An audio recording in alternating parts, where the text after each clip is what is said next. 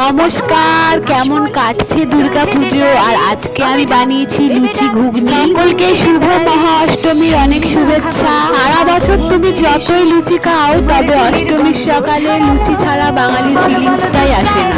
শুধু লুচি তো আর খাওয়া যায় না, তাই সাথে একটু ঘুগনি তৈরি করেছি। জানি প্রথমে হয়তো তোমরা এটাকে সত্যিকারের লুচি ঘুগনি ভেবেছিলে, তবে হ্যাঁ, আমাদের বাড়িতেও আজ লুচি ঘুগনি আলুর দম হয়েছে। এই ফুড আর্টের টেক্সচারটা আরো সুন্দর আনার জন্য উপর থেকে একটুখানি ভার্নিশ অ্যাপ্লাই করছি। এই নাও, গরম গরম লুচি ঘুগনি দিয়ে দুপুরের লাঞ্চটা সেরে ফেলো দেখি। আর সাথে থাকছে দুটো ছানার জিলিপি।